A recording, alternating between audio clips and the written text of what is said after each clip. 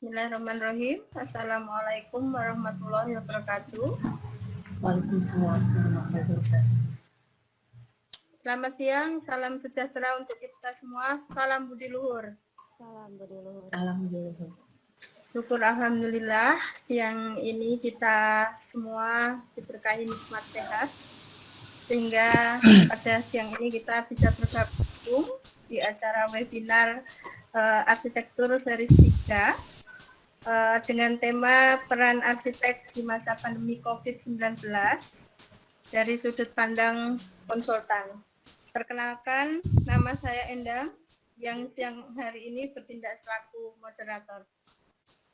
Terima kasih kepada panitia penyelenggara, khususnya Ibu Anggraini Diah Sulistiawati sebagai penanggung jawab kegiatan webinar dan Ibu Sri Kurniasi dan tim bertindak selaku penyelenggara kegiatan webinar ini yang telah menyiapkan media untuk kita semua untuk sharing knowledge yang insya Allah tentunya akan bermanfaat.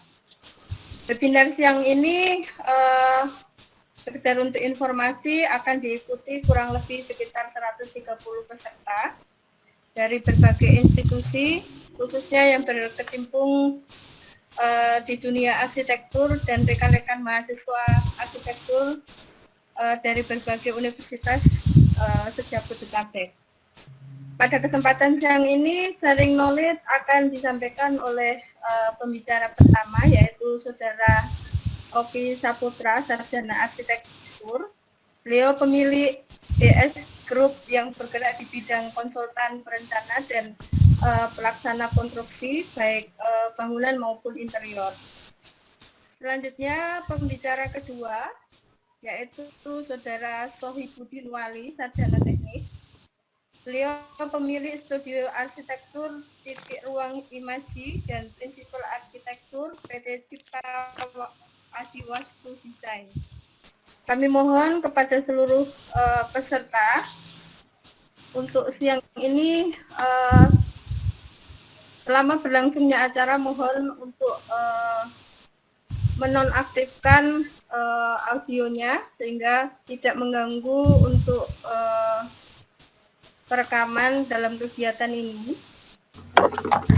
Kemudian kami juga memohon untuk para peserta untuk mengikuti kegiatan ini dari awal sampai akhir.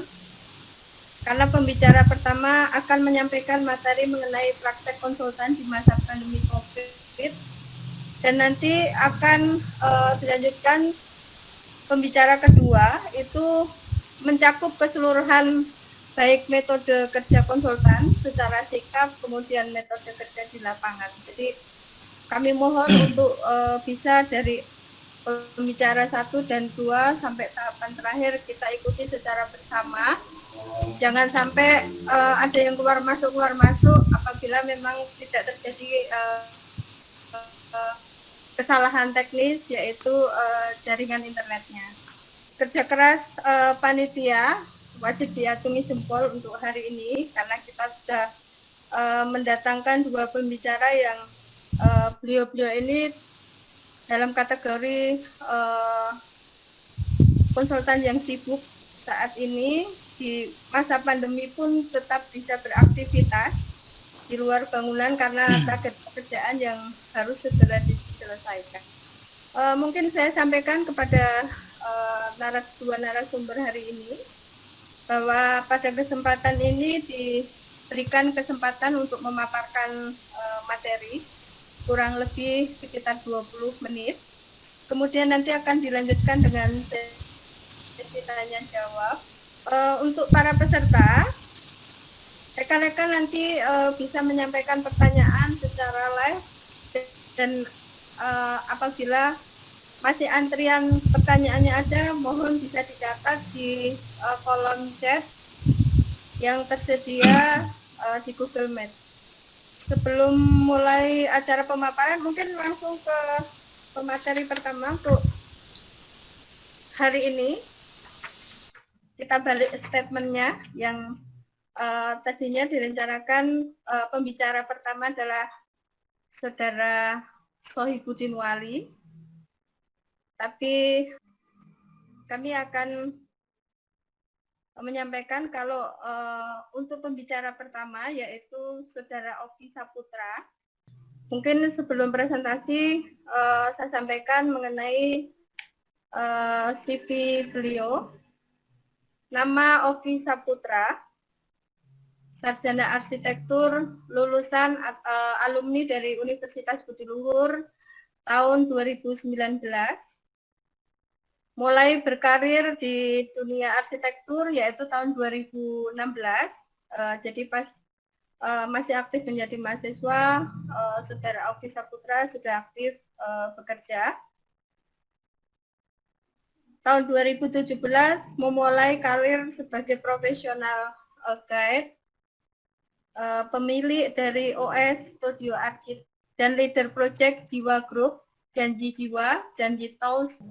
Untuk mempersingkat waktu, kami persilahkan narasumber pertama, Saudara Oki Saputra, untuk menyampaikan materinya.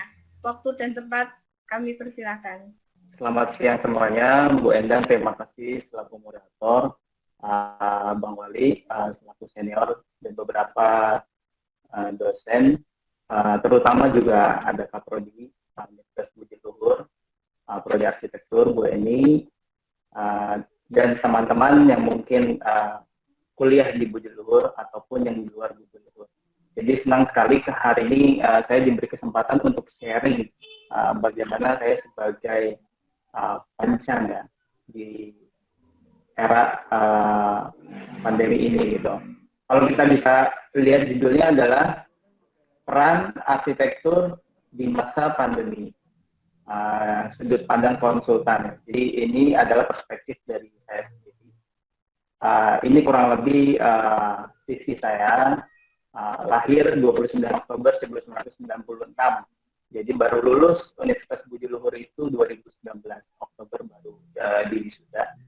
Jadi sebelum saya wisuda, saya sudah diberikan kesempatan di Jiwa Group. Kalau banyak yang tahu itu produk Janji Jiwa. Di sana saya sebagai orang pertama tim project, sehingga saya ditempatkan sebagai leader project Jiwa Group, di mana selama 1,5 tahun ini dan saya sudah setahun di sana, itu ada 918 pembangunan outlet.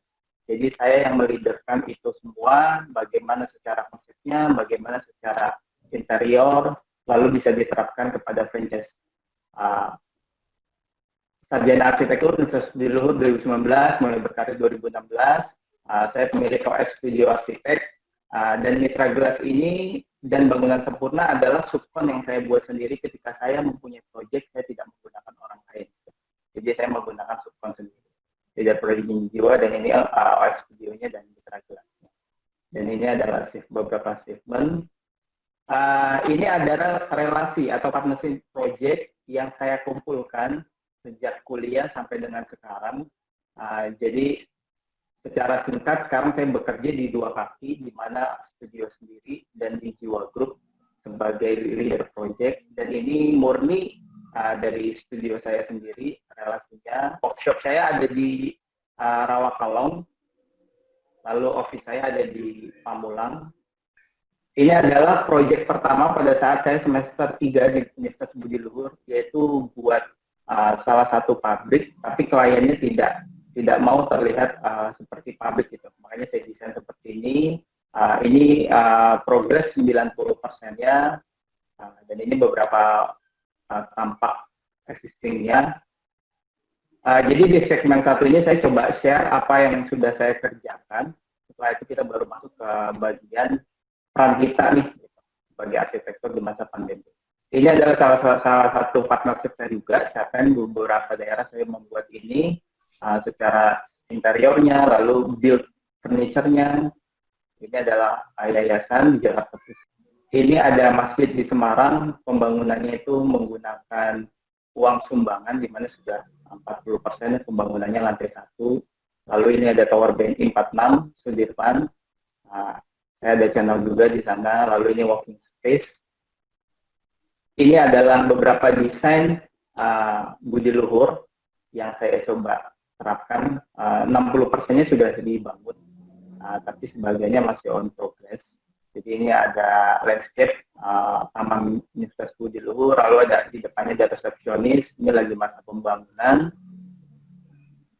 Lalu ini ada Setia Budi Luhur, karena waktu itu plan Budi Luhur adalah membangun semua tempat ibadah, cuma sampai saat ini masih dalam proses atau wacana dari yayasan itu sendiri. Ya, ini adalah kantor FPI, sekarang sudah selesai. Ini adalah desain dan ini ada realnya. Ini adalah bagian-bagian dalamnya. Jadi kebanyakan memang waktu itu saya memulai dari kampus sendiri gitu. Kasih kepercayaan untuk bekerja di dua kaki. Ya, ini masuk ke desain-desain Janji Jiwa yang saya leaderkan. Konsepnya dia ada ruko, ini interiornya. Di sini memang Janji Jiwa itu mengusung budaya Indonesia gitu ya. Dia tidak meninggalkan aksen kayu di dalamnya. Jadi ownernya maunya seperti itu. Makanya saya buat atau berkonsep seperti itu. Ini ada di Kemang 10 sampai MCD. Lalu ini ada di Kelapa Gading, ini desainnya dan ini yang sudah realnya, yang sudah jadi. Kurang lebih memang semuanya mengusung warna coklat. Ya, kita masuk ke dalam peran arsitektur dalam masa PSBB.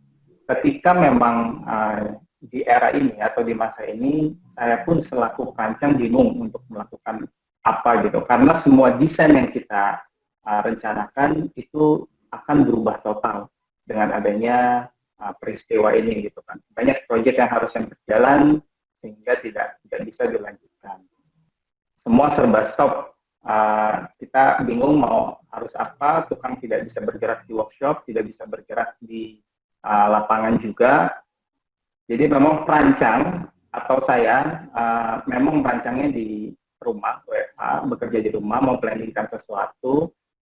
Di sisi lain kita juga bisa lihat bahwa semua desain yang dibuat tidak bisa dilanjutkan karena bertentangan dengan kondisi atau pola masyarakat sangat mempengaruhi desain paskanya PSBB ini seperti itu. Sehingga kita bisa memprediksi nih setelah PSBB selesai lalu ada pembatasan wilayah, beberapa orang bisa keluar. Dari sini kita bisa melihat peluang sebenarnya, peluang bahwa kita memprediksi adanya perubahan pola masyarakat setelah berbulan-bulan diam di rumah. Jadi kalau kita lihat beberapa saya survei ke lapangan, memang masyarakat cenderung kalau pergi itu menghindari tempat-tempat yang ramai. Kalau ke mall, mereka hanya beli, lalu pergi lagi, mereka tidak dine-in atau tidak makan di tempat gitu. Karena pola pikir manusianya yang khawatir akan adanya virus ini. New design sudah pasti, sehingga ini bertolak lurus dengan new normal gitu. Jadi saya kebetulan banget kalau secara di studio saya sendiri memang saya masih belum mendapatkan klien di mana bisa menerapkan desain-desain di saat PSBB. Tapi saya bisa menerapkan desain-desain ini di Janji Jiwa karena saya selaku leader di sana. Jadi ini adalah proyek-proyek yang memang awalnya proyek ini adanya di dalam mall. Sehingga adanya pola masyarakat yang berubah, sehingga kita mencari tempat lagi itu di luar existing mall. Sehingga orang itu kalau mau pesan di sini, lalu dia setelah pick up dia langsung bisa pergi. Jadi sebagai ruang-ruang tunggu. Stand alone inilah konsep atau buah pemikiran dari saya untuk gimana caranya supaya sales produk itu tetap bisa berjalan walaupun tidak maksimal di dalam mall. Lalu bagaimana caranya membangun itu gitu? Karena standalone ini kan memang sifatnya partition semua ya. Jadi memang ini cuma dia structure, lalu ada finishernya, di mana ketika di workshop pengerjaan ini itu melakukan dengan beberapa shift ya. Jadi mungkin shift 1 dari jam sekian sampai jam sekian itu hanya orang-orang yang mengerjakan structure-nya. Lalu disambung lagi dengan shift selanjutnya itu dengan finishernya. Ketika sudah dirangkai seperti ini di workshop, kita tinggal bawa ke beberapa existing di mana pembangunannya itu tidak memakan waktu yang lama. Tetapi tetap desainer memantau melalui online pekerja struktur dan finisher bekerja sesuai dengan shift yang diatur. Ya, ini adalah di GPK depan PSSI, di mana ini adalah pengerjaannya kurang lebih sekitar 10 sampai 12 jam. Sehingga memang bisa mengirit waktu, kita bisa ambil poinnya, kita bisa tetap berjualan, kita punya booth, kita bisa tetap melayani, tapi proyek ini juga tidak memakan waktu yang lama. Kalau proyek-proyek yang besar kan kita perlu waktu yang lama. Ini adalah perakitan di existing, tidak perlu waktu lama, Janji Jiwa GBK. Lalu ini adalah hang lekir di depan kampus Mustopo. Saya membuat konsep ini. Setelah saya amati memang benar bahwa banyak tempat-tempat umum yang mereka setelah membeli produk, mereka memilih untuk mencari tempat yang sekiranya nyaman untuk mereka gitu. Sehingga di sini saya coba konsul dan merancangkan sama beberapa desainer bahwa kita membuat satu retail. Ini adalah plan di Puri Mas. Di sana kita coba membuat satu retail di mana tempat orang setelah membeli mereka bisa hang out di sini gitu, tanpa adanya batasan atau jarak dekat dengan yang lain. Masyarakat perlu ruang terbuka. Jadi kita meminimalisir adanya ruang, ya, retail sebagai pengganti atas ketakutan masyarakat berkunjung ke dalam mall. Ini adalah salah satu konsep atau desain yang bisa mensupport atau sebagai tempat masyarakat untuk berkunjung ke sini. Ya, ini bisa kita lihat seperti ini. Mungkin ini adalah salah satu cara saya untuk menanggapi atau merespon dari pola masyarakat yang sifatnya berubah. Tentu aja banyak aspek-aspek lain dari perancang-perancang yang lain, bagaimana cara mereka mengatasi atau merespon dari adanya pandemi ini seperti itu. Karena kebetulan saya bekerja di Janji Jiwa yang notabene outletnya terus berkembang, sehingga saya masih bisa mengeksplor apa yang saya pikirkan dan saya terjemahkan ke dalam outlet itu. Meskipun orderan di studio sendiri masih belum ada, setidaknya saya bisa mengimplementasikan beberapa desain di Janji Jiwa, di perusahaan Janji Jiwa. Ya, ini sosial medianya. Mungkin itu singkat atau respon dari saya selaku perancang menghadapi masa pandemi. Ini secara ruang lingkupnya kecil ya. Mungkin nanti ada pembicara yang kedua akan dipaparkan dengan ruang lingkup yang lebih besar. Thank you, Bu Enda. Terima kasih atas presentasinya Saudara Opika Putra. Selanjutnya paparan yang kedua akan disampaikan Saudara Sohibudin Wali, Sarjana Teknik. Waktu dan tempat kami persilakan. Oke, terima kasih Bu Endang waktunya pada panitia penyelenggara webinar seri 3 ini. Dari pertama sampai ke 3 saya mengikuti ya, dan cukup berbobot tema yang diangkat. Selamat siang, Assalamualaikum warahmatullahi wabarakatuh. Waalaikumsalam warahmatullahi wabarakatuh. Sebelumnya saya menyapa untuk Pak Karya Subadia, ini dosen saya Bapak. Lalu Ibu Anggraini dia, Ibu Eni selaku Kapolri Budi Luhur, dan Ibu Sri Kurniati dan pembicara satu Opika Putra. Oke, sedikit intermezzo aja sebelum saya memulai materinya. Mungkin waktunya dikasih cuma 20 menit ya Bu Endang ya. Boleh ditambahkan sedikit soalnya tadi Oksa masih ada waktu. Oke, saya menambahkan atau melengkapi apa yang sudah pembicara satu paparkan. Kurang lebih sih ada 2 materi yang akan saya sampaikan. Mungkin yang pertama sedikit agak membosankan karena bersifat acting, tapi ini lebih kepada metode kerja konsultan di masa pandemik, juga pengertiannya arsitek dan segala macam. Dan nextnya di materi kedua itu ada proyek yang memang sedang dikerjakan, sedang berlangsung. Peran arsitek di masa pandemik COVID-19 ini mengangkat tema dalam sudut pandang konsultan arsitek atau interior ya. Jadi seperti kita tahu bahwa sekarang ini masa PSBB dan mulai pemerintah DKI dan provinsi lainnya sudah mulai melonggarkan menghadapi untuk masa yang baru itu, yaitu mereka sebut new normal. Mungkin sebelum saya paparkan ke temanya, mungkin lebih baiknya mungkin karena peserta lebih banyak teman-teman mahasiswa di sini, apa sih arsitek itu sebenarnya nanti ketika kalian keluar lulus lalu kerjanya ngapain, lalu bekerja di konsultan, tanggung jawabnya seperti apa. Jadi ini sebagai pengantar aja bahwa arsitek itu adalah seorang ahli atau figur yang mampu berperan dalam proses kreatif ya, menuju terwujudnya tata ruang dan tata masa bangunan guna memenuhi tata kehidupan masyarakat dan lingkungan. Jadi seorang arsitek yang profesional itu memang harus memenuhi kriteria profesionalismenya yang tinggi ya. Karena keterlibatannya ini pada semua tahap pembangunan dari mulai awal sampai akhir, harus banyak yang diperhatikan faktor hubungan sebuah arsitekturnya yang yang ia create, yang ia buat dengan lingkungan hidup serta kenyamanan dan keselamatan penggunanya. Oke. Menurut NCARB, National Council of Architecture Registration Board di Amerika sana, bahwa arsitek yang profesional itu adalah yang terdaftar yang berpengalaman baik dalam bidang seni maupun ilmu yang berkaitan dengan rancangan dan pola konstruksi bangunan. Jadi kalau kita mau pelajari arsitek di sini atau belajar ilmu arsitektur, kita tidak hanya mempelajari ilmu teknik atau ilmu-ilmu eksaks yang isinya hitungan terus gitu ya, tapi kita mempelajari sisi agama, sosial, lingkungan hidup, seni, dan budaya gitu. Karena ini penting, hampir kita bisa dikatakan boleh bangga karena kita mempelajari hampir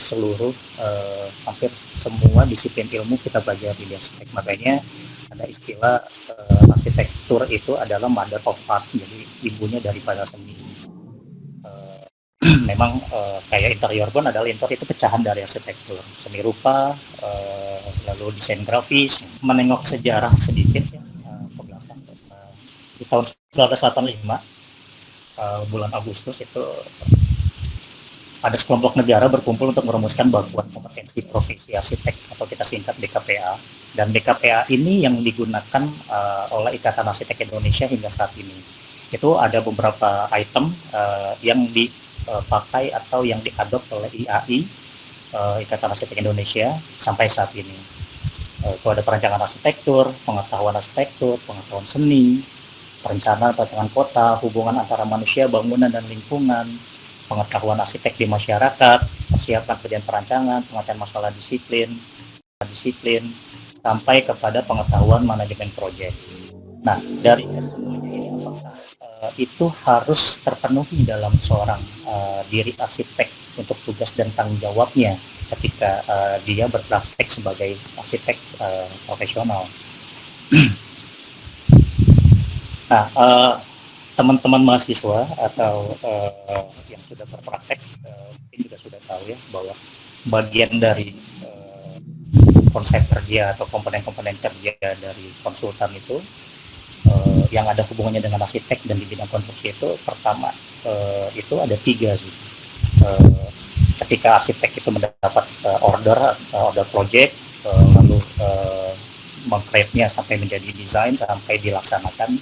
Jadi si pelakunya itu sebenarnya ada.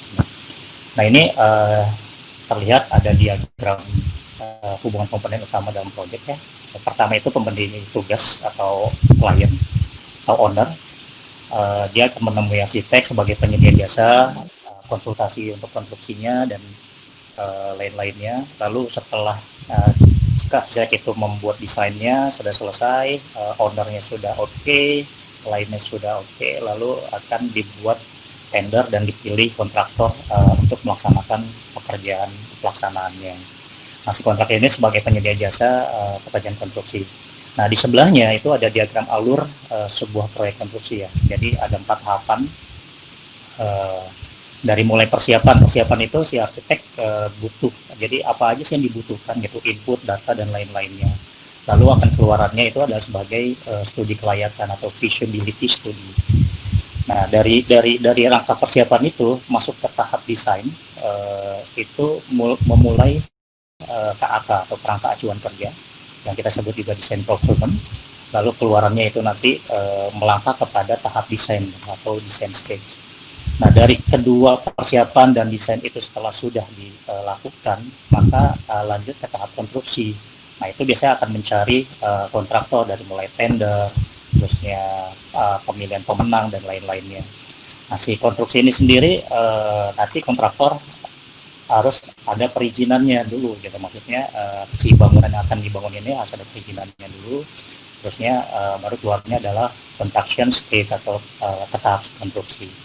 Tidak sampai di situ, perlu teman-teman ketahui juga bahwa setelah selesai bangunan itu, apakah sudah selesai tugasnya si arsitek atau tanggung arsitek, tapi masih ada di pasca konstruksi, itu post construction, yaitu ada operasi dan operasional dan pemeliharaan. Nah, ini sih lebih kepada si kontraktor ya, dan si arsitek tugasnya pun tetap memaintain karya yang sudah dibuat dan terbangun dan impact-nya terhadap lingkungan.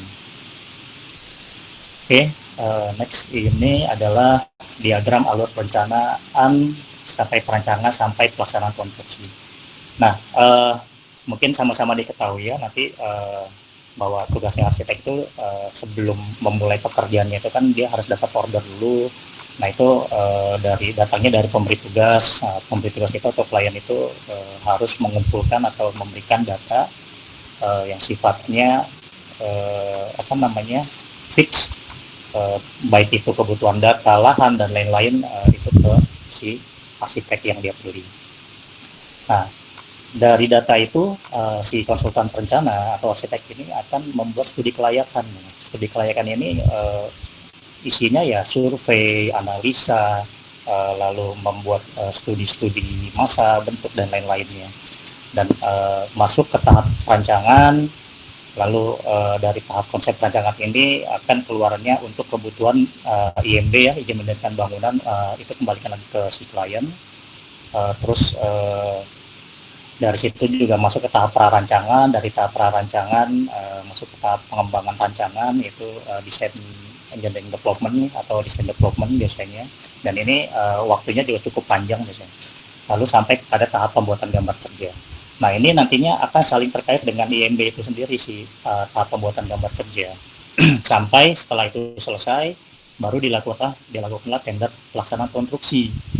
Nah, dari situ arsitek mendampingi si pihak klien untuk melaksanakan tender, menjelaskan karya yang dia buat atau desain yang dia buat, spesifikasi dan kerangka acuan kerjanya dan lain-lain.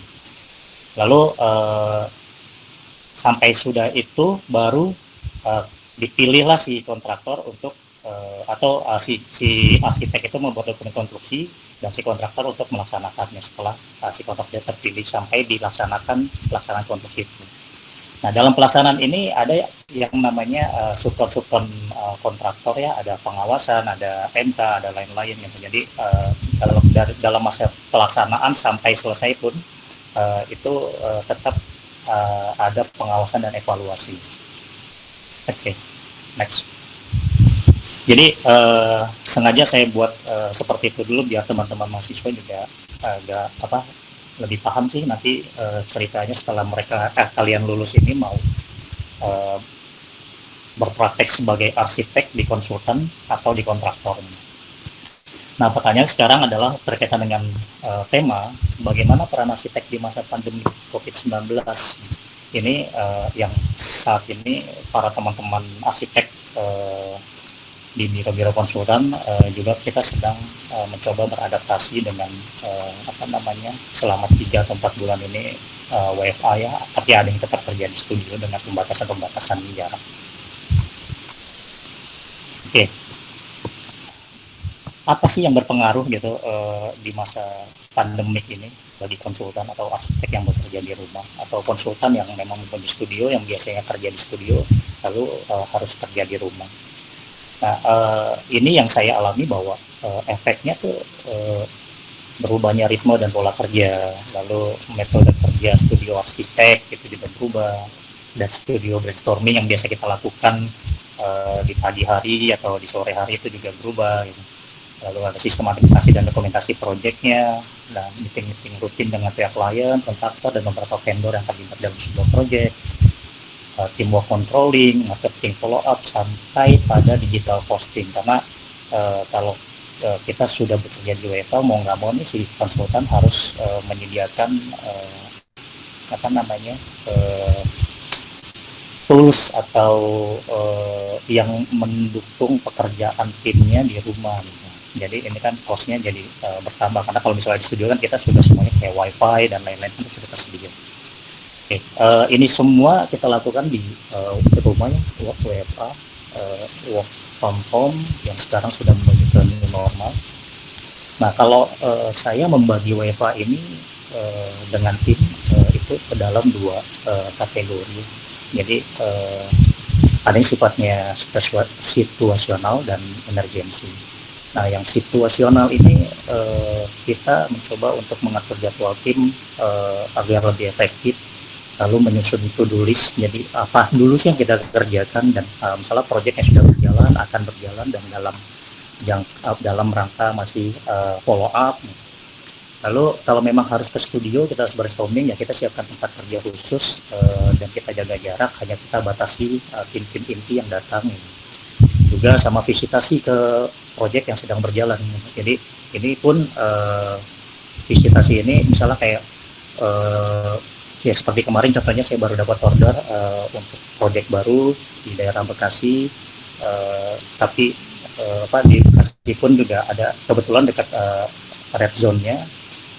Jadi ini pun menyesuaikan situasinya gitu. Akhirnya kita bertemu di saya bertemu dengan si kliennya di kantornya yang memang jauh dari lokasinya, tapi lokasinya paling tidak kita sudah ada gambaran gitu. Nanti mungkin akan dijadwalkan berikutnya. Nah, yang emergency itu ini lebih kepada proyek yang sudah berjalan, untuk melakukan pengawasan berkala dan meeting dengan beberapa pihak yang terlibat. Ini tentunya tetap melakukan protokol kesehatan. Oke, dari sana atau dari situ timbul pertanyaan, bagaimana sih cara kerja arsitek di masa pandemi ini?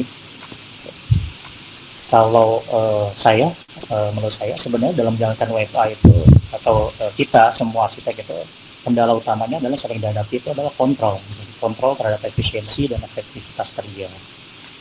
Lalu semua studio arsitek dan beberapa arsitek saat ini masih terus beradaptasi agar proses kerjanya itu bisa maksimal. Tapi eranya sudah digital ya, sudah informatif, dan teknologi sudah canggih, sudah banyak media sosial, dan sudah banyak tools atau aplikasi-aplikasi yang bisa membantu pekerjaan kita di rumah. Salah satunya itu yang kita pakai ada remote working. Remote working ini sebenarnya beberapa tim yang harus kerja di WFA, kita menyiapkan sarananya dan sistem kerjanya. Nah, itu tentunya ada orang IT yang ngurusin itu, yang mereka connect ke laptop kerjanya, terus kita bisa pantau ke tim yang sedang bekerja di rumah, progresnya sampai di mana. Nah, lalu untuk melakukan brainstorming atau diskusi atau koordinasi, ya biasanya seperti yang kita lakukan sekarang ini, video conference. Selain WhatsApp ya, banyak sekali saat ini yang kita bisa pakai, itu ada Zoom, Google Meet ya, terus Cisco, Webex, Google Hangout. Salah satunya ya yang saya pakai itu yang WhatsApp, Google Meet, Zoom dan jadi ini yang saya lakukan juga dengan beberapa vendor dan klien. Nah, konsultan itu biasanya punya data yang sangat besar untuk gambar-gambarnya gitu. Ini yang kalau di kantor itu kan kita punya server atau punya storage yang cukup untuk membantu penyimpanan data. Nah, karena ini sudah WFA, maka data-data itu kita share ke cloud storage. Itu sekarang kan banyak tuh, ada Google Drive, ada Dropbox, ada Microsoft OneDrive. Lalu yang terakhir, untuk mengontrol produktivitas kinerja tim agar tetap efisien itu ada Google, ada Todoist, ada Google Sheet. Nah, ini cukup membantu juga, karena kita bisa pantau, saya sebagai prinsipal juga bisa pantau tim bagaimana progresnya. Tapi setidaknya di WiFi ini kita tetap efektif pekerjaannya. Memang seperti kayak memindahkan studio ke rumah aja sih sebenarnya. Memang sebenarnya habitnya arsitek itu kan bekerjanya maupun studio atau di rumah, selama dia nyaman, dia bisa berimajinasi dan go ahead gitu. Dan kebetulan saya punya tim di titik ruang imaji memang dari tahun 2016 itu kita sudah terbiasa kerja virtual. Jadi ada tim saya terpecah, ada yang di Pemalang, ada yang di Solo, ada yang di Jogja, di Jakarta. Jadi ini yang kita terus biasakan. Nah, di situasi pandemik ini nih, suka nggak suka ya, WiFi ini memang pilihan terbaik sih, karena guna menjaga kesehatan, keamanan tim juga, dan keberlanjutan tim kita nih sebagai sebuah konsultan atau biro arsitek. Oke. Terus ada pertanyaan keduanya, bagaimana sih positif dan negatifnya gitu untuk konsultan di masa pandemi ini? Mungkin kalau menurut saya sisi negatifnya hampir tidak ada ya, ada tapi tidak terlalu potensial. Jadi sebenarnya di masa seperti ini nih, kalau menurut saya kita bisa memanfaatkan momen di mana ide-ide kreatif itu tuh bisa muncul dari kita sebagai arsitek dan sebagai pemikir yang memberikan solusi-solusi desain yang tentunya kita bisa bekerja sama, berkesinambungan dengan disiplin ilmu yang lain, dengan profesi yang lain. Contohnya kita boleh kalau saya boleh tengok sejarah di tahun 1855 ya, itu waktu wabah pes itu merebak di Cina. Saat itu tuh bukan hanya terpengaruh terhadap sektor ekonomi atau kehidupan masyarakat, tapi sempat mengubah desain juga di sana saat itu pada zamannya ya. Sampai desain pipa saluran air pun juga berubah sampai kepada mengubah estetika ruangan, di mana ruangan-ruangan pada zaman itu semuanya putih catnya, terusnya banyak bukan lebar untuk menerima atau memasukkan matahari dari luar. Nah, ini yang akhirnya jadi pertanyaan atau jadi konsentrasi kita, bahwa pasti nanti ke depannya kita nggak tahu ya kalau masa COVID itu sampai kapan selesainya, tapi sebagai pekerja atau sebagai praktisi arsitek yang dituntut bisa memberikan solusi-solusi kenyamanan, keamanan, gitu, sarana kesehatan secara desain dan yang dipakai oleh masyarakat banyak, khususnya di tempat-tempat umum. Nah, ini pasti kedepannya itu owner atau klien atau banyak permintaan mereka akan menyiapkan ruangan khusus untuk video conference, nggak harus ketemu tatap muka. Terusnya mungkin standar-standar jarak furniture di kantor, tatap ruangnya berubah atau seperti apa, itu pasti akan kita harus mulai peka ke sana dan ada studi-studi ke sana. Nah, yang pastinya sih dari pandemi ini tuh budaya kerja baru yang lebih fleksibel, jadi akan muncul budaya kerja baru gitu. Jadi kualitas waktu dengan keluarga pun lebih banyak. Terus kalau WFH ini sudah jadi budaya baru, maka pekerja kantor itu tidak lagi capek-capek dia harus ke kantor dengan pergi pagi macet, pulangnya juga macet gitu. Jadi mereka bisa lebih efisien, bisa lebih efektif kerja di rumah, tapi progres itu juga tetap berjalan. Jadi dari semua itu tuh maka kita harus peka nih, kita harus mulai mencerna kira-kira kalau kedepannya akan terus seperti ini, entah setelah COVID akan ada wabah apa lagi, karena setiap berapa tahun sekali itu akan selalu ada wabah kalau kita melihat sejarahnya di belakang ya. Jadi kita harus mulai sigap nih sebagai praktisi arsitek. Jadi elemen-elemen arsitektur atau interior apa yang kira-kira bisa kita gunakan untuk melindungi kesehatan masyarakat, termasuk material jarak, kondisi fisik, dan kedekatan juga interaksi dengan objek. Ini yang penting kita harus studi mulai dari sekarang. Nah, pertanyaan terakhir ini mungkin jadi lebih kepada peluangnya. Apakah ada pengaruh dari peluang mendapat proyek? Sejauh ini yang saya lakukan atau yang saya rasakan, alhamdulillah, walaupun pandemi ini sudah mulai berpengaruh ke sektor ekonomi dan bahkan usaha-usaha kecil menengah juga sempat mati, dan banyak perusahaan-perusahaan yang juga tutup dan memphk karyawannya atau merumahkan karyawannya. Nah, kalau konsultan itu kan biasanya sistem kerjanya mereka dalam 1 tahun misalnya katakan rata-rata bisa dapat 3 atau 6 project gitu, atau 4 sampai 7 project yang nilainya lumayan untuk mereka kita olah selama setahun atau 2 tahun. Nah, ya yang saya kategorikan ini misalnya proyek-proyek besar ya. Jadi ini itu bersifat long term gitu, mengikat si konsultan dengan pembiayaan operasional konsultan, operasional tim, dan lain-lainnya. Jadi kalau sudah kontrak, sudah deal, biasanya kita sudah cukup aman di situ gitu, karena invoice itu kan terus berjalan ya, karena progres yang sudah berjalan di lapangan kita tetap selalu pantau. Nah, kalau saya selalu men-treatnya bahwa klien lama itu selalu saya maintain, saya follow up, dan saya selalu ada diskusi. Dan klien baru itu kita menyesuaikan kondisi dan situasi kerjanya ya, sehingga atas sistem kerja. Jadi justru era sekarang ini peluang itu bisa muncul dengan kita bisa memanfaatkan atau memaksimalkan teknologi atau sistem informasi sekarang gitu. Kita sudah banyak media sosial, kita bisa berpromosi portfolio kita di media sosial. Itu sih yang saya kerjakan saat ini.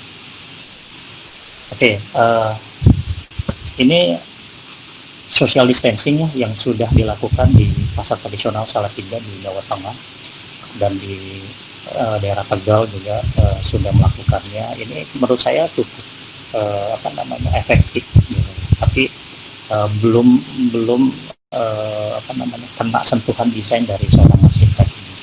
Nah, apakah social distancing ini sudah efektif gitu?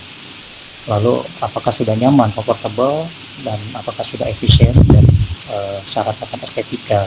Nah, ini kalau misalnya wabah ini terus berlanjut, bagaimana etikanya seorang arsitek memberikan solusi untuk ini semua, sedangkan kita itu kan ya sandang pangan papan itu kan mesti tetap berjalan ya, kita butuh makan, kita perlu ke pasar, tapi gimana caranya ke pasar itu tetap sehat, tapi estetikanya juga sentuhan desainnya itu ada gitu.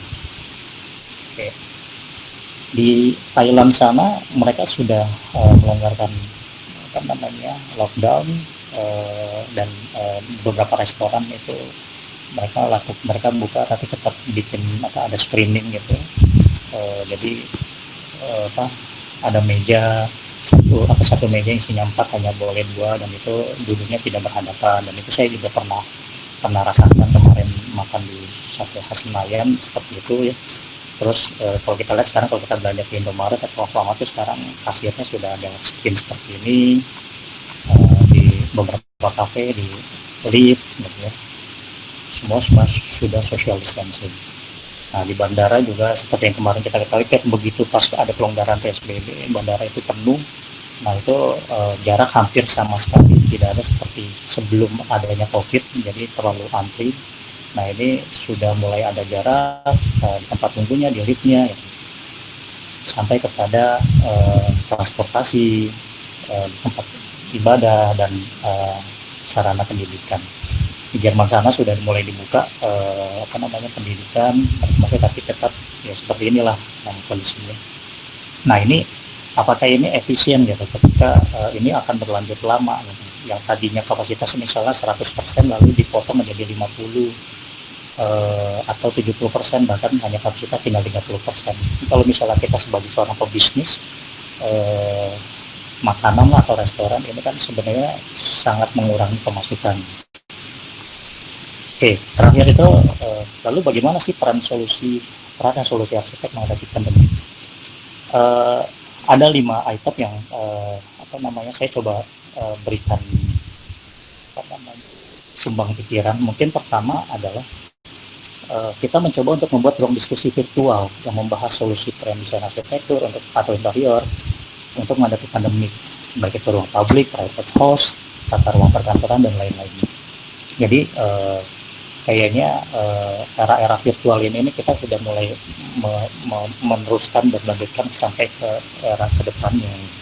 Lalu kita bisa buat kelompok riset untuk menganalisa masalah yang ada di tempat-tempat umum, fasilitas umum di lingkungan RW kita.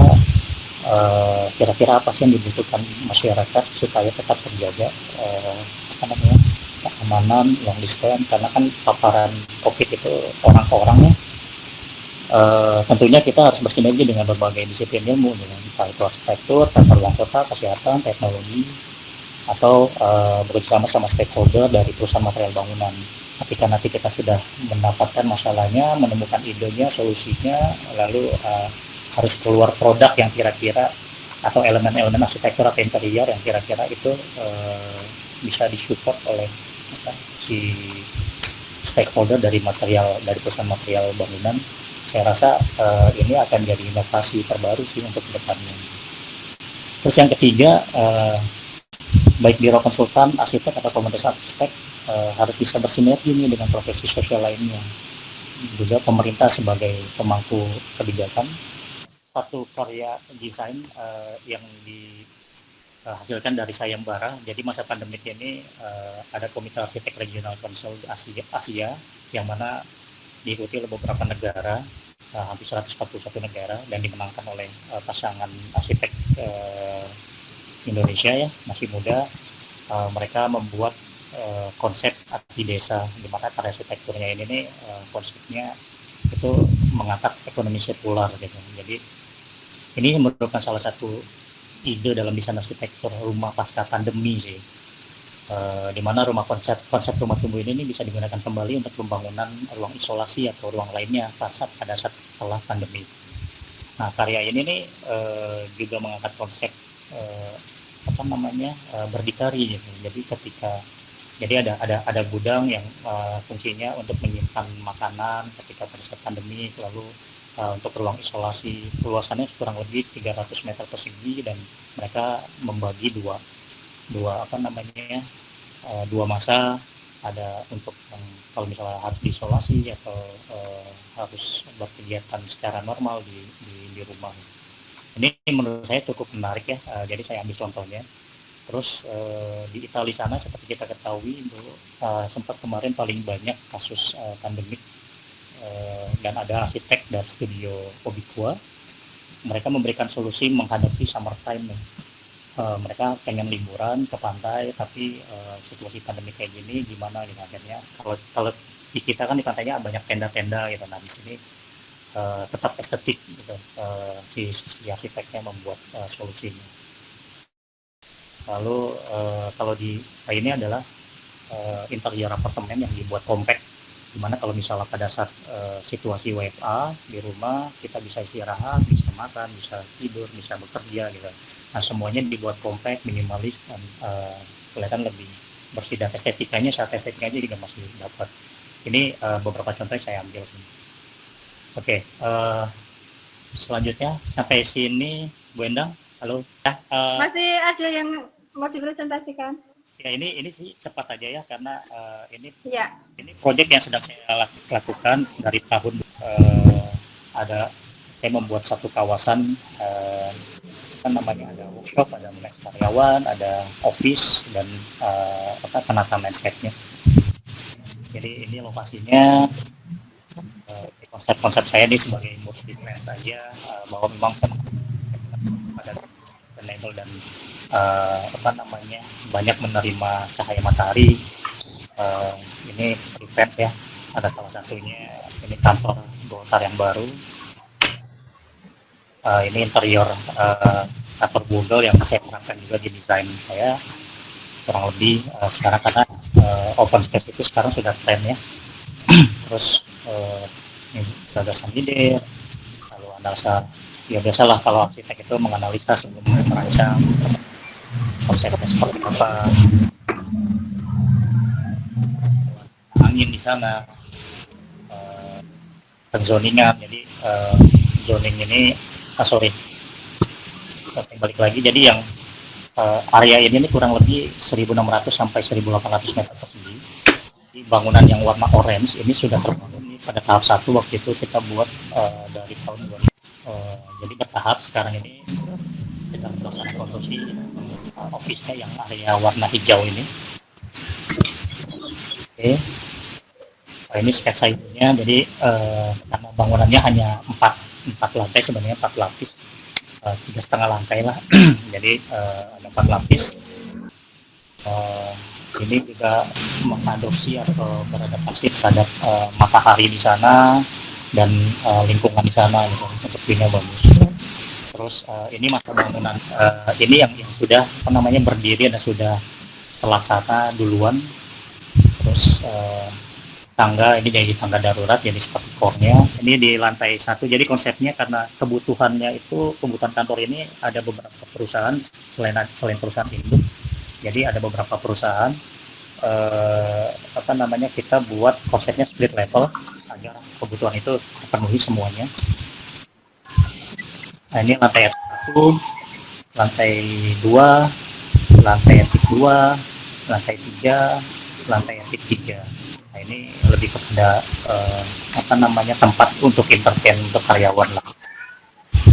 Lalu ditutup oleh rooftop pun kita fungsikan, kita maksimalkan jadi sesuatu yang bisa jadi wadah berinteraksi karyawan.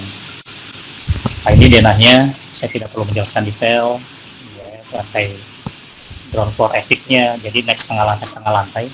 Yang etik itu adanya di sebelah kanan. Ini lantai 1, lalu di lantai 2 ini juga khusus direksi. Di lantai 2 etik ini untuk komisaris. Di lantai 3 ini lebih kepada hall entertainment. Jadi si karyawan itu mereka diskusi atau mereka mau sekedar atau keluar sambil menghirup atau menikmati sunset, kurang lebih seperti itu. Lalu ada tempat gym, ada ruang bilasnya. Terus di lantai 3 etik, naik setengah lantai dari lantai 3 itu ada karaoke room biasanya ini dipakai. Oke, ini tampak bangunannya.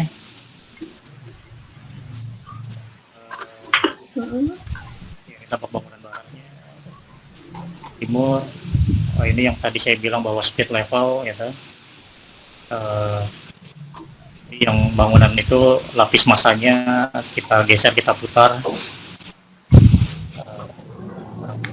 Seperti ini. Jadi sekarang masa pandemik itu kalau misal karyawan masuk di sini ada pos security, mereka harus di scanning dulu, lalu masuk ke bilik bilik disinfektan, baru boleh masuk ke si kantornya. Ini seperti hotel. Jadi kalau misalnya ada yang memang terdampak misalnya sakit atau apa, mereka diisolasi di ruangan-ruangan itu, kurang lebih ada 5 sampai 6 kamar. Oke, ini jadinya.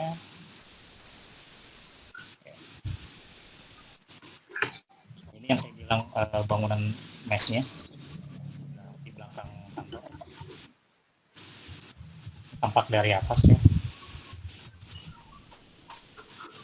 Ini adalah workshop. Nah, ini yang di sini ini adalah bangunan mes itu tadi. Kalau misalnya ada yang sakit karyawannya, ya mereka bisa tidur di sini, istirahat di sini. Sebenarnya musuh utamanya adalah buat para engineeringnya mereka yang kalau mau keluar kota, daripada mereka mesti nginap dulu yang dari luar kota, roomnya atau ruangannya itu seperti ruangan hotel.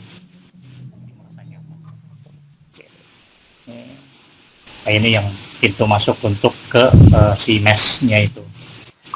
Ini lobby entrance-nya untuk si office-nya, bangunan office. Ini rooftopnya yang bisa dipakai untuk berinteraksi atau barbekyuan atau lain-lainnya.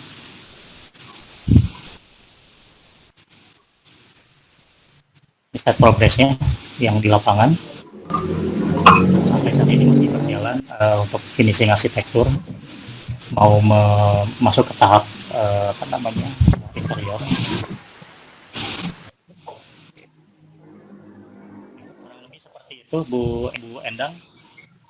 Terima kasih atas presentasinya. Mungkin sebagai gambaran untuk kita semua, rekan-rekan kita narasumber ini adalah alumni UPL yang sangat luar biasa. Sampai hari ini mempresentasikan proyek-proyek yang telah dikerjakan.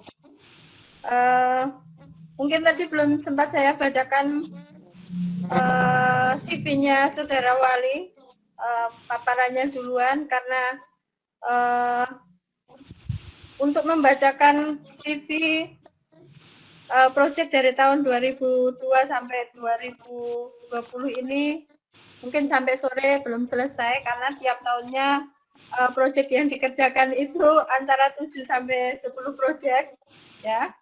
Jadi singkatnya adalah Saudara Wali lahir di Jakarta tahun 1980, kemudian mulai bekerja tahun 2000 sampai 2020, ini sudah 18 tahun. Kalau dalam satu proyek mengerjakan 7 sampai 10 sangat luar biasa. Narasumber kita yang telah menyampaikan materi yang sangat menginspirasi untuk kita semua dan memotivasi untuk rekan-rekan mahasiswa arsitek. Tentunya dimanapun nanti kita berkecimpung di dunia arsitek, tentunya ilmu yang hari ini dipaparkan memberikan manfaat untuk kita semua. Terima kasih atas presentasi kedua narasumber. Kemudian untuk selanjutnya adalah sesi tanya jawab. Kemudian untuk teman-teman atau rekan-rekan yang masih berada di forum, akan kami buka sesi tanya jawab. Untuk sesi pertama kami buka untuk 3 pertanyaan. Kami persilahkan. Boleh saya bertanya? Ya. Kepada Mas Wali dan Mbak. Saya Bu Eni mau bertanya, kira-kira dalam masa pandemi ini, kalian punya pengalaman nggak, punya proyek dari pemerintah? Saya sih dapat info cerita, kan beberapa terpending. Itu apakah kalian punya pengalaman selama pandemi ini, mengalami pending seperti yang teman saya pernah cerita? Kalau iya, pernah punya pengalaman, solusinya apa ya untuk Mas Wali sama Mas Oksa? Terima kasih. Terima kasih pertanyaannya Bu Eni. Saat ini ada yang memang lagi pending pekerjaannya, 2-3 proyek yang sebenarnya yang pertama itu saya mendesainnya dari akhir tahun lalu, terus sebelum masa pandemik saya dan tim itu mengerjakan kantor lurah Kramat Jati di Jakarta Timur. Saat itu permintaan dari DKI meminta kantor lurahnya ini beda dengan kantor kelurahan pada umumnya, karena memang kebetulan lahannya juga sangat menguntungkan, besar sekali, jadi banyak yang bisa saya olah jadi master plan yang lebih atraktif sih desainnya. Jadi si DKI permintaannya itu tidak mau tampaknya biasa-biasa aja seperti kantor lurah kebanyakan, dan lebih memasukkan unsur milenial dan kekinian juga sosial dan lain-lain. Itu saat ini terpending ya, bahwa seluruh proyek-proyek di DKI mungkin bahkan di provinsi ya, kabupaten itu hampir 70% itu di stop lalu dialokasikan ekonomi kerakyatan dan kesehatan masyarakat. Yang kedua itu saya punya proyek di Duren Sawit, Jakarta Timur juga, itu membuat pavilion itu juga terpending karena menunggu sampai benar-benar new normal itu. Sebenarnya proposal desainnya pun sudah sampai alternatif yang kita ajukan dan akhirnya dari si klien juga sudah oke. Yang ketiga itu office di interior office ya di Blok M, daerah Blok M. Kalau untuk operasionalnya si konsultan dan tim ya kita dari proyek yang sedang berjalan aja. Memang sudah kontraknya sudah lebih awal dan kita bisa mengolah itu 1-2 tahun ke depan. Itu sih. Itu Bu Eni? Iya, betul Mas Wali. Terima kasih. Mungkin dari Mas Oksa, punya pengalaman juga Mas Oksa yang bisa dibagi? Kalau pengalaman dari pemerintah, kebetulan banget kemarin, ya jadi waktu itu sih saya sempat pernah ada proyek yang melibatkan pemerintah. Cuma untungnya proyek RPTRA yang saya build ini sudah selesai sebelum adanya PSBB. Jadi untuk saat ini sih kita nggak ada gangguan kalau dari pemerintah apakah akan terpending. Cuma pengetahuan saya memang beberapa rekan juga yang mengerjakan DKI, ini kebetulan proyek RPTRA di daerah Jakarta Timur, mereka juga sempat terpending. Oke, terima kasih Mas Oksa. Terima kasih Bu Endang. Terima kasih ya Bu Eni, terima kasih atas pertanyaannya. Kemudian mungkin ada pertanyaan yang ditujukan kepada Saudara Wali dan Saudara Oksa.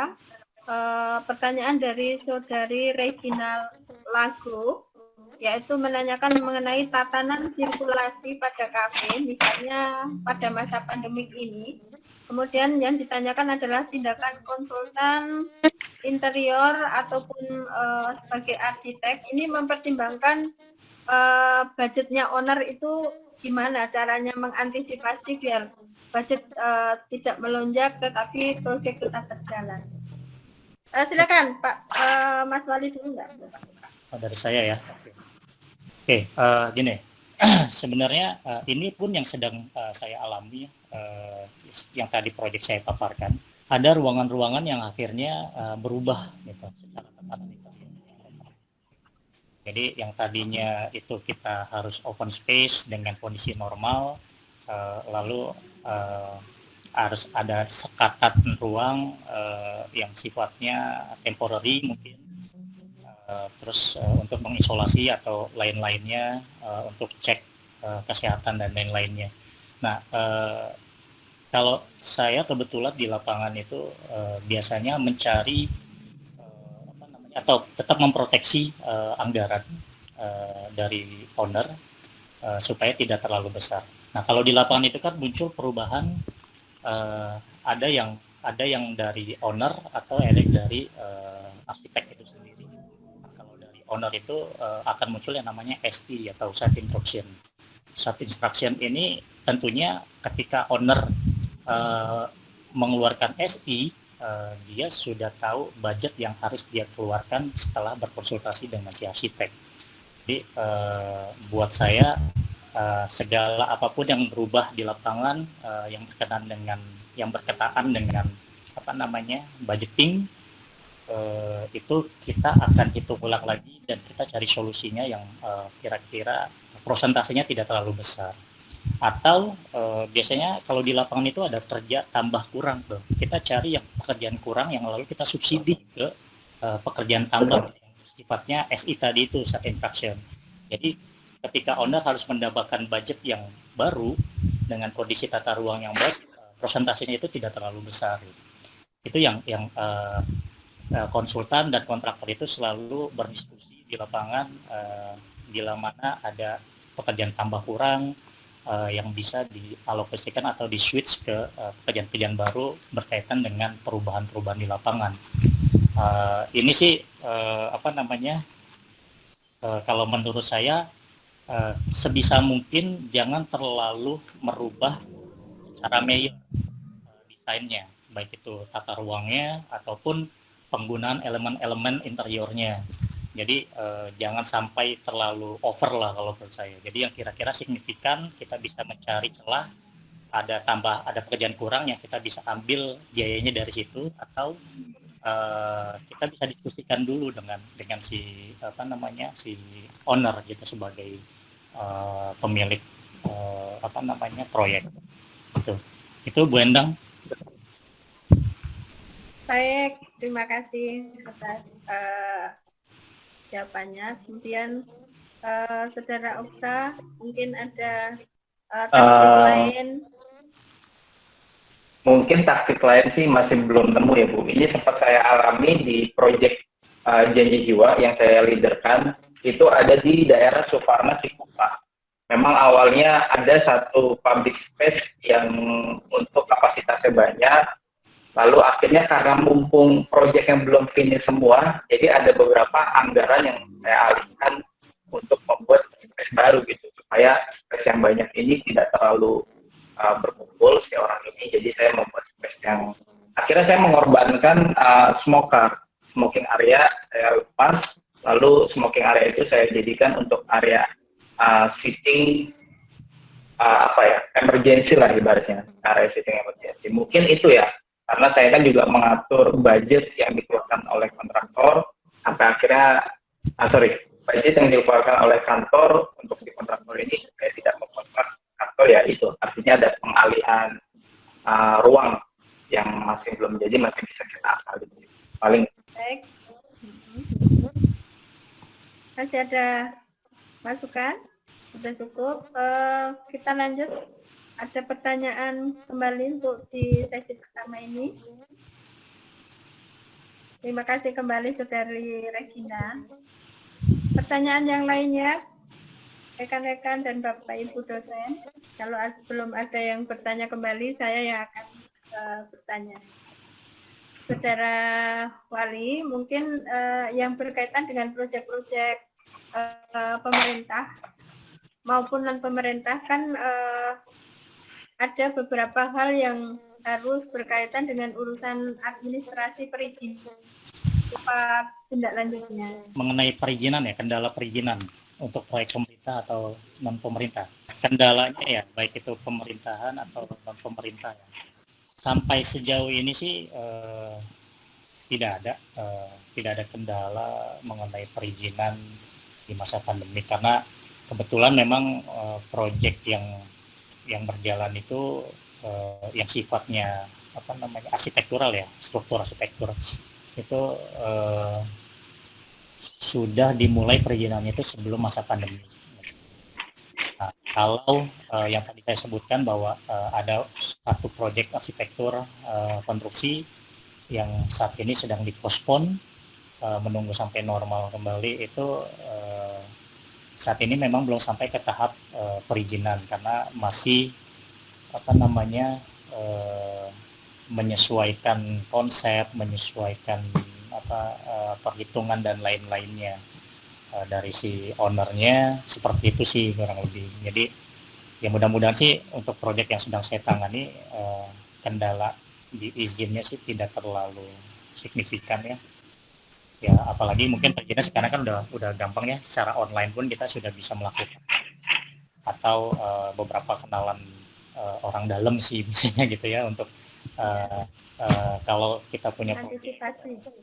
Iya, kadang kita masih bisa memanfaatkan hal-hal seperti itu juga gitu.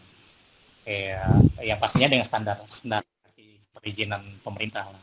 Kalau Oksa, gimana, ada kendala nggak sampai hari ini perizinan? Kita sih waktu itu sempat mau ada proyek ya Bu, kita udah gambar, udah kita desain segala macam, karena memang notabene ini rumah kedua dari si pemilik, itu ada di daerah Rempoa, Ciputat. Jadi mungkin kayak pelayanan seperti itunya segala macam yang berkaitan dengan admin memang ada di situ, itu yang pertama. Lalu yang kedua, kita kan ngurus admin ini kan pasti perlu adanya uang administrasi itu. Biasanya yang saya alamin, si pemilik atau ownernya itu mengkeep dulu uangnya, mungkin karena situasinya masih belum tentu untuk keluarganya, jadi dia masih sekaligus itu. Proyeknya pun masih dibilang pending. Secara adminnya atau pengurusan izinnya tanah itu belum selesai, ditambah ownernya pun lagi safety cost nih untuk mungkin kebutuhan hidupnya dia. Mungkin itu Bu, sampai akhirnya proyek kita belum lanjut. Baik, terima kasih atas masukannya. Kemudian kita buka sesi tanya jawab yang kedua. Mohon berkenan rekan-rekan peserta untuk menyampaikan pertanyaannya. Tolong sebutkan nama dan institusinya. Ini ada pertanyaan dari Pak Harfa. Bagaimana mengatasi para pekerja lapangan yang tidak bisa datang akibat kebijakan SIKM? Sehingga dampaknya pekerjaan menjadi tertunda. Untuk siapa pertanyaannya, Bu? Kedua narasumber. Karena nggak disebutkan, berarti yang bertanggung jawab kedua narasumber. Oke, Pak Harfa, ini boleh saya dulu ya. Oke, Pak Harfa, terima kasih. Ya, ini udah dikasih note kedua narasumber. Kendalanya SIKM, berkaitan dengan SIKM ya, yang kebetulan kalau saya kebetulan memang punya tim ini, tim inti saya itu kita sudah terbiasa kerja virtual. Ya, tadi di awal paparan tadi saya mendirikan titik ruang imaji itu memang sebagai studio virtual, yang mana tim saya itu dia satu biro dengan saya, dia junior, terus ada ya rekanan-rekanan yang memang kenal di lapangan gitu, dan itu mereka tidak di Jakarta semua gitu, mereka di luar kota. Jadi artinya kita sudah terbiasa melakukan itu. Kalau untuk desain sih kan tidak perlu mereka untuk datang ke sini ke Jakarta. Bila proyeknya di sini secara virtual, kita briefing secara virtual, kita koordinasi, brainstorming dan lain-lainnya gitu. Bila memang ada misalnya kayak progres gambar kerja sudah sampai mana, lalu si drafter itu akan mengirim by email ke saya, nanti saya akan cek semuanya dan itu akan saya feedback lewat WhatsApp grup dan email gitu. Tapi kalau untuk pekerja misalnya kebetulan dapat projectnya desain and build, untungnya sih pekerja tuh yang namanya tukang ya gitu atau mandor, mereka masih bisa nakal gitu, ngakalin lewat jalur-jalur tikus pakai motor gitu. Jadi sejauh ini sih seperti itu. Pun kalau misalnya ada yang tidak bisa pulang, ya mereka tetap bisa stay, di workshop. Dan yang kalau misalnya yang harus terkendala, misalnya ada satu proyek yang saya harus mesti ke Sulawesi sebenarnya di bulan ini, cuma mengingat kondisinya masih belum stabil, jadi mungkin dipospon, tapi kemungkinan akan dipercepat di awal-awal bulan depan. Kalau misal kondisinya masih seperti ini dan SIKM itu dirasa perlu, ya tim saya itu yang mau nggak mau harus saya mengeluarkan seperti kayak surat rekomendasi. Tapi sejauh ini sih kendala itu masih belum belum terlalu ini ya, kita rasakan benar ya, karena masih memang kerjanya di rumah gitu Pak Harfa. Itu dari saya.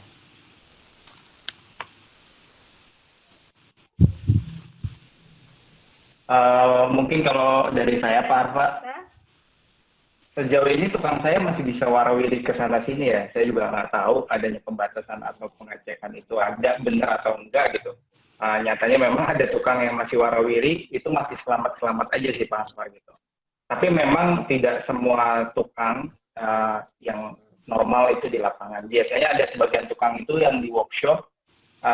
Biasa kita itu nerima orderan kayak membuat face shield, terus partisi antar kasir dengan pembeli, mungkin semacam itu sih. Jadi dia masih ada kegiatan di dalam workshop sih Pak untuk mengantisipasinya itu. Sudah terjawab Pak Harfa. Kemudian pertanyaan selanjutnya ada di chat, mungkin saya bacakan Saudara Wali dan Saudara Oki. Pertanyaan dari Saudara Wisnu Wardana. yang menanyakan mengenai arsitektur pada saat post pandemi atau new normal pasti akan merubah tipologi bangunan. Bagaimana menyiasati perubahan tipologi bangunan pada gedung-gedung yang ada, sedangkan luasan bangunan dari gedung-gedung yang ada pasti ada batasannya. Pertanyaannya itu untuk Oksa, ada jawaban yang untuk menambahkan dan melengkapi mungkin dari kasusnya Oksa. Jadi memang notabene proyek-proyek gedung-gedung besar sih saya belum dapat ya. Tapi ini mungkin masih ada perencanaan yang sifatnya memang awalnya di dalam tapi kita bawa keluar semua ini. Lalu juga kalau lebih kecil lagi, ruang lingkup lebih kecil lagi ini juga sebenarnya kita punya space itu di dalam gedung. Akhirnya kita coba membuat desain yang bisa dikeluarkan gitu. Tentunya kan perubahan masa tentu ada gitu. Ini dalam ruang lingkup kecil ya. Paling itu. Terima kasih atas jawabannya. Semoga Saudara Wisnuwardana pertanyaannya.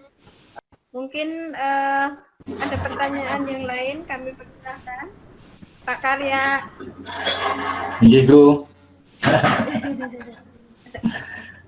Ya. Mungkin ada masukan buat rekan-rekan kita ini dengan pengalamannya Pak Karya di lapangan yang tergambreng juga. Baik, terima kasih Bu Endang kesempatannya. Assalamualaikum warahmatullahi wabarakatuh. Selamat bertemu lagi Mas Wali, Mas Oksa, Ya, Pak Karim. dosen-dosen yang lain dan peserta seminar yang lain. Tentunya semua peserta ini akan mempunyai pandangan yang sama terhadap bagaimana kita menghadapi situasi pandemi sampai saat ini gitu. Nah, sekarang peran-peran kita sebagai arsitek ya, pada umumnya ini kan yang ikut ini dari beberapa kalangan yang sebagian besar adalah arsitek. Yang menjadi pertanyaan inti adalah tadi sudah dipaparkan sama Mas Wali sama Mas Oksa ya, dengan kendaraan masing-masing. Saya pakai istilah kendaraan deh. Itu sudah dipaparkan, dan dengan dari sisi pengalaman yang dialami sampai saat ini di dalam bekerja di ranah dunia arsitektur, khususnya di dalam bidang perancangan ya, seperti itu. Nah, kira-kira apa yang harus kita selesaikan di dalam permasalahan ini? Jadi pandangan saya sendiri, mungkin juga pandangan dari teman-teman yang lain, adalah bagaimana kita menghadapi klien kita yang pada saat ini mengalami suatu kesulitan, bagaimana memanfaatkan ruangan, khususnya bagi mereka-mereka yang bergerak di bidang ekonomi, bidang jasa, dan lain sebagainya.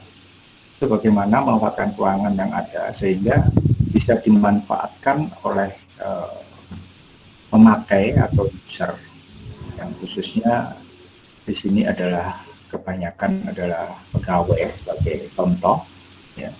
Kalau pedagang ya pedagang, kalau tempat makan ya mungkin tempat makan, kan seperti itu, supaya di dalam era new normal ini mereka bisa berjalan dengan normal dan bisa mendapatkan masukan gitu. Nah, ini yang saya sampaikan, ini mungkin tujuan daripada peran arsitek atau konsultan itu untuk memecahkan masalah itu. Tentunya peran arsitek di sini sebagai perancang, di mana perancangannya adalah mewadahi pemakai sehingga dia mendapatkan suatu kenyamanan. Yang pertama, yang kedua adalah ada masalah pandemi ini. Nah, ini kerjasama kita, bagaimana melayani klien kita supaya mereka bisa mendapatkan suatu space yang diharapkan sesuai dengan kondisi saat ini. Nah, dari hal tersebut mungkin saja kepada narasumber ya memberikan pertanyaan. Selama ini kan Mas Pali dan Mas Oksa ini sudah pernah merancang dan sudah perancangannya sudah diterima sama klien atau owner atau user, dan bahkan fase daripada project itu sudah merupakan fase pemakaian atau sudah digunakan bangunannya. Nah, pada saat ini dengan kondisi semacam ini, apakah pernah Mas Pali maupun Pak Mas Oksa dipanggil kembali oleh pemberi tugas untuk memecahkan masalah-masalah tersebut? Sehingga kalau memang pernah diajak berbincang bagaimana caranya mengatasi kondisi space, ruangan, sehingga bisa digunakan seoptimal mungkin dengan kondisi pandemi ini. Nah, kalau ada pertanyaan semacam itu, kira-kira pandangan Mas Pali dan Mas Oksa itu seperti apa untuk mengarahkan owner itu? Itu pertanyaan saya, Bu Endang. Terima kasih. Pak. Terima kasih atas masukan. Kemudian ada pertanyaan, silakan dijawab Saudara Wali dan Saudara Oksa. Jangan dianggap ini adalah pertanyaan di sidang tugas akhir. Nah, boleh Mas Oksa dulu, nih pertanyaan beratnya dari Bapak Karya. Berat ya. Pembimbing saya lagi ya. Jangan khawatir nggak lulus ya. Jangan khawatir nggak lulus. Ini sekarang Bu Endang saya tambahkan bahwa mereka itu adalah teman-teman semua sekarang. Jadi kedudukannya adalah sama. Sama ya. Makanya saya sampaikan, saya tekankan Pak. Ini juga jangan menjawab pertanyaan ini dengan rasa ketakutan nggak lulus. Ya. Kita sama-sama sharing ya Pak. Baik, jadi sharing saya sendiri juga ingin tahu pendapat-pendapat dari arsitek-arsitek yang lain. Apalagi yang masih muda-muda ini, yang notabene itu adalah anak-anak saya sebetulnya. Ya silakan, Mas Oksa atau Mas Sano, silakan, gimana cara pandangnya? Ini anak sulung kita dan anak bungsu kita Pak. Iya. Kalau memang ada beberapa klien ya Pak, ada beberapa klien yang memang sudah kita lakukan ini supaya progresnya bisa kita lanjut. Kebanyakan dari mereka itu semua mempending sih Pak, karena mereka tidak akan pandemi ini ke depannya akan. Jadi itu kan segaris lurus dengan apa yang dia rencanakan di awal-awal. Bagian besar sih memang mereka pakai. Walaupun kita sudah kasih ini ya, sudah kasih marketing ini supaya berjalan gitu. Dengan cara adanya pembayaran dan sebagainya, mungkin karena cost-nya yang agak sedikit naik, lebih ribet gitu ya, artinya mereka mempending project. Itu kalau di studio saya ya Pak. Jadi kalau di saya leader kami jadi dua ya, mau nggak mau kita mencari di mana open space, karena kebetulan owner kan dengan saya dekat gitu. Jadi maunya owner ya saya mau tetap jualan gitu kan. Di ruang lingkup yang sama ya. Oke, akhirnya kita mencari tempat yang baru, open space ya, dengan pastinya ya bentuk yang beda. Terus kita mungkin pengalaman ya, atau yang saya alami sejauh ini seperti itu. Kalau klien pribadi mereka lebih mempending, tapi kalau untuk outletnya ini yang saya leaderkan, mereka mencari tempat open space lain gitu kan, yang awalnya di dalam, habis itu mereka minta desain atau kita build gitu. Paling itu Pak Karya. Ya, Mas Oksa, terima kasih. jawabannya. Monggo Pak Mas Wali. Iya, Pak Karya, terima kasih. Ini pertanyaannya apa namanya? Kalau misalnya saya jawab, mungkin saya lulus S2 kali ya Pak ya, sama Bapak ya Pak ya, atau lulus studi perancangan. Lulus S2 dan Oke, cum laude, Pak. Wah. Oke. Amin. Sebenarnya Semoga lulus. menarik Semua sih. bisa. Amin. Menarik dari pertanyaannya.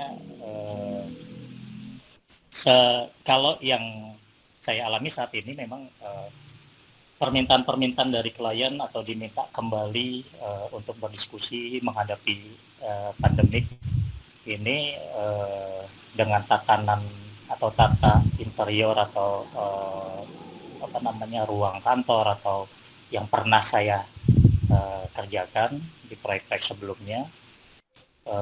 Biasanya sih klien tidak terlalu yang aneh-aneh sih mintanya, karena dari sisi apa namanya klien juga dengan situasi seperti ini mereka mengurangi pengeluaran yang terlalu over, apalagi untuk merenovasi atau memperbaharui interior kantornya yang mungkin umurnya belum begitu lama selesainya.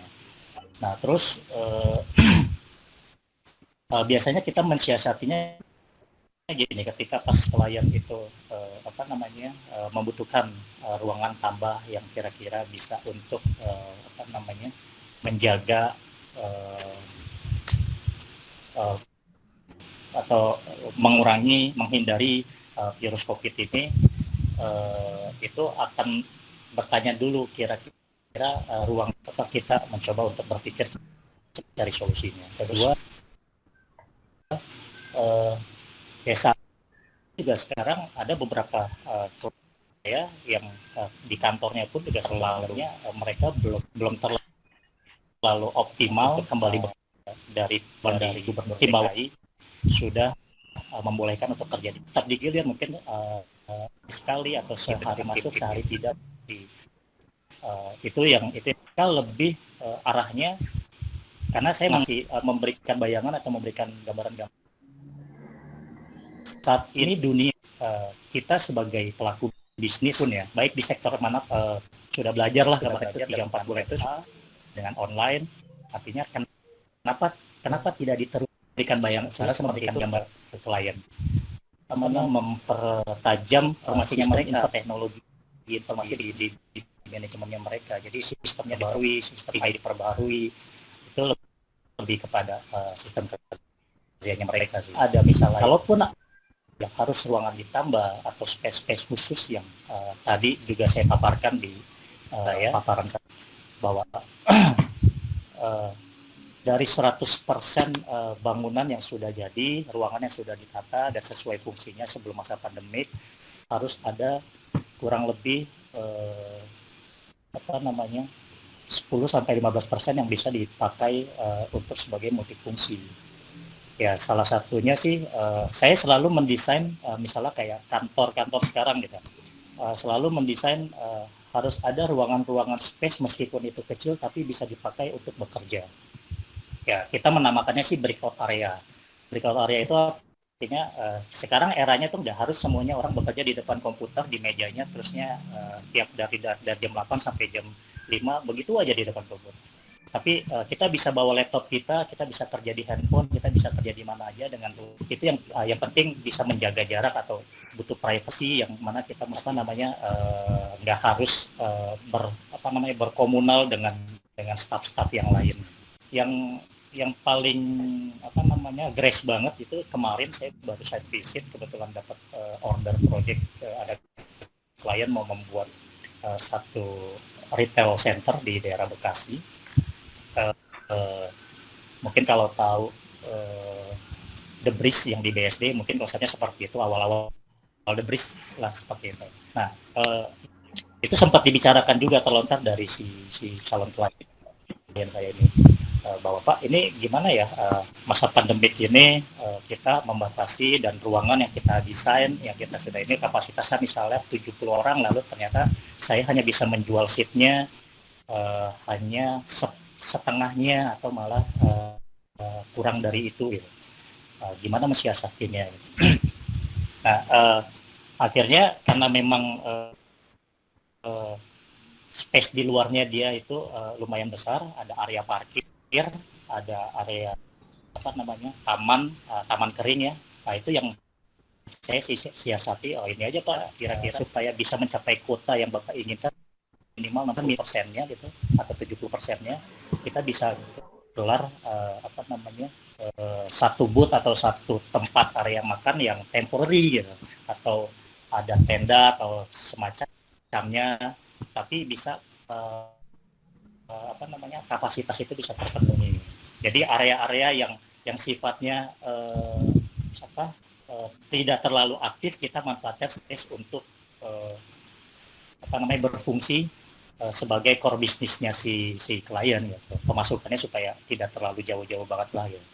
Itu sih yang kurang lebih yang saya hadapi sekarang gitu Pak. Gitu Pak Karya. Terima kasih Saudara Okta sama Saudara Mali. Gimana Pak Karya? Ya. Sudah terjawabkan? Sampun Bu Endang, jadi tanggapan saya memang dari dua narasumber ini juga cukup baik ya,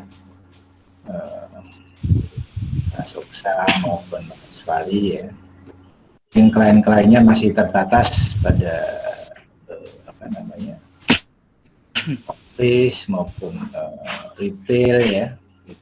Mungkin nanti masalah-masalah klien banyak sekali, mungkin bagaimana katakan klien kita di rumah sakit, bagaimana merancang sebuah rumah sakit darurat dan lain sebagainya, itu masih banyak problem yang mungkin bagi narasumber juga siap-siap ya kalau ada pertanyaan-pertanyaan atau syarat-syarat. Kan kita itu sebenarnya arsitek itu sebagai tempat untuk bertanya dan memberikan saran.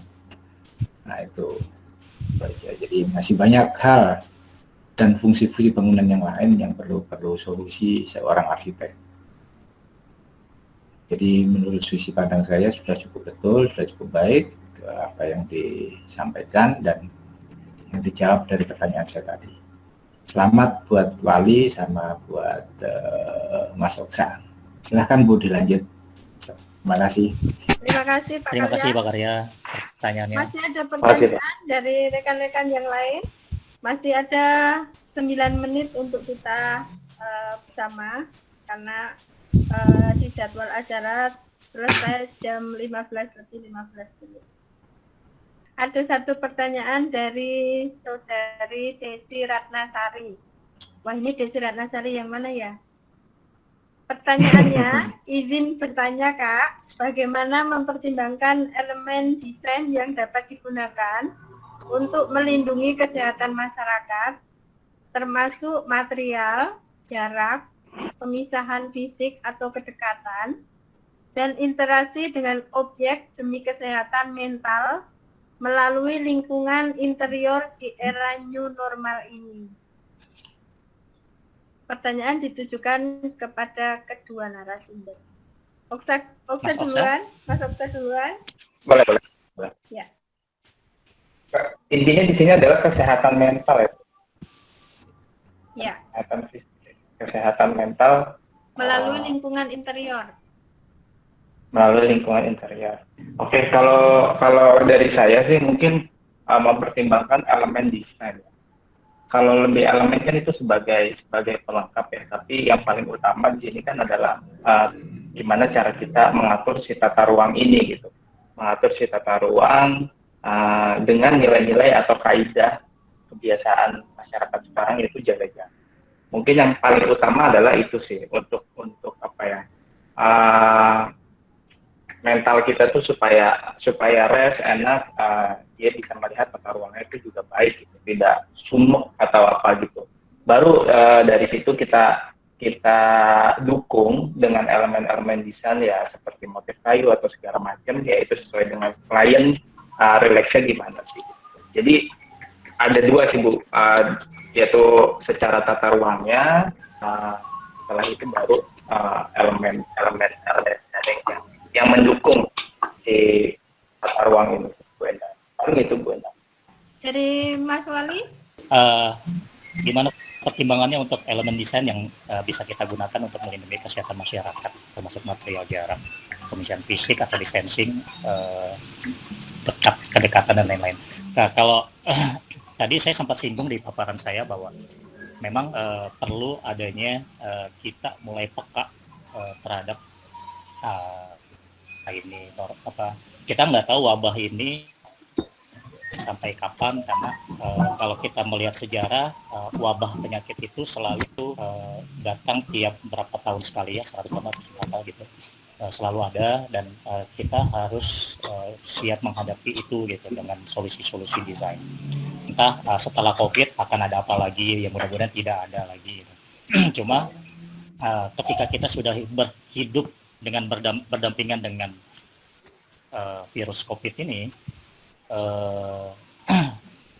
artinya sudah mulai dari sekarang kita memikirkan elemen atau mempertimbangkan elemen desain yang bisa kita jadikan acuan dalam kita desain di masa pandemik atau setelah pandemik. Tadi juga saya sempat paparkan di akhir slide saya itu, yang pertama slide materi pertama itu ada karya sayembara dari pasangan arsitek. Dia membuat satu rumah yang mana siap untuk menghadapi masa setelah pandemik dan pada masa pandemik. Tapi konsep analisa itu tuh biasanya saya nggak tahu sekarang ini kurikulumnya atau mahasiswa sekarang ini setelah keluar apakah dalam mendesain itu masih tetap melakukan analisa apapun itu, entah itu site, hari dan lain-lainnya gitu. Jadi ini penting ya, karena kalau menurut saya sebuah desain yang baik itu adalah yang timbulnya dari masalah. Tapi kalau misalnya desain itu tidak bermasalah sama sekali, ya itu aman aja gitu. Mungkin Pak Karya lebih tahu gitu. Kalau mendesain tidak ada masalahnya, kalau buat saya akan timbulin masalah gitu. Kok lucu gitu. Udah nggak ada masalah kok malah dimunculin masalah gitu. Ini kan sama aja tambahin kerjaan gitu sebenarnya.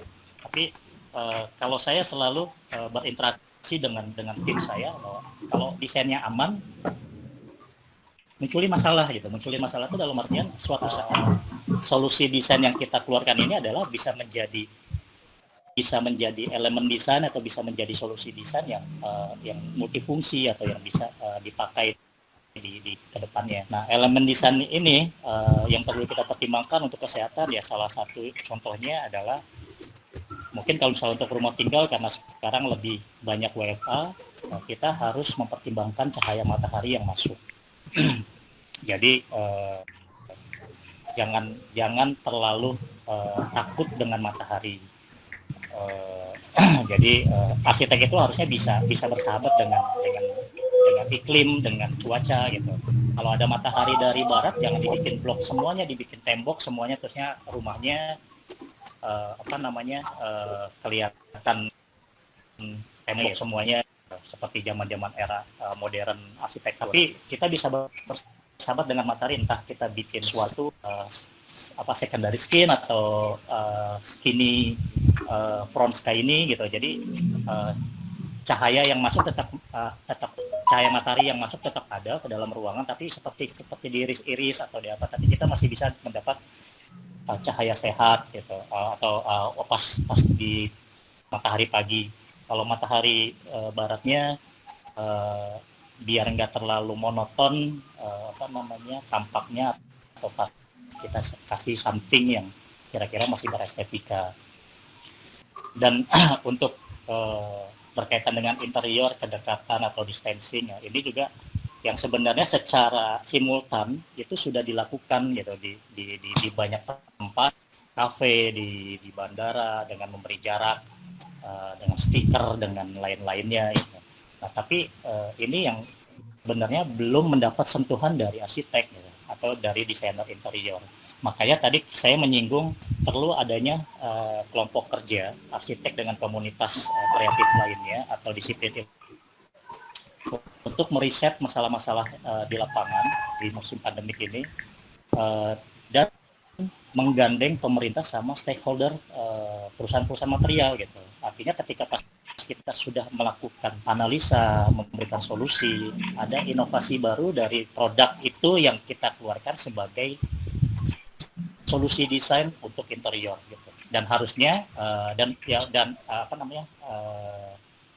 mestinya memang harus standar kesehatan, plus standar keamanan, dan itu harus tepat. Itu sih kalau menurut saya. Sorry jawabnya kepanjangan ya. Thank you Bu Sudah Endang. cukup lah. Nah, baik, terima kasih atas jawabannya. Mungkin karena waktu baik, kita rangkum. Saya coba rangkum. Alhamdulillah webinar siang ini berjalan dengan lancar. Sebelum mengakhiri acara ini, saya akan menyampaikan summary-nya bahwa peran arsitek khususnya dari sudut pandang konsultan tetap bisa bekerja secara intens, tidak hanya secara WFH, namun juga praktek di lapangan yang tentunya mengikuti protokol kesehatan yang dianjurkan pemerintah. Hal itu karena ada pekerjaan yang harus dikejar targetnya. Misalkan tadi digambarkan oleh narasumber pertama dan kedua, ada proyek-proyek yang berkaitan dengan interior outlet di pusat perbelanjaan itu desainnya berubah menyesuaikan desain yang memenuhi persyaratan social distance. Terima kasih untuk kebersamaan kita siang hari ini. Semoga kita selalu diberkahi nikmat sehat dan umur. Sebelum ditutup untuk kedua narasumber, kita berikan aplaus. Materinya sangat menginspirasi dan bermanfaat untuk kita semua. Terima kasih untuk semua. Sampai jumpa di webinar dengan topik yang selanjutnya. Terima kasih. Salam budi luhur. Assalamualaikum warahmatullahi wabarakatuh. Waalaikumsalam. Waalaikumsalam warahmatullahi wabarakatuh.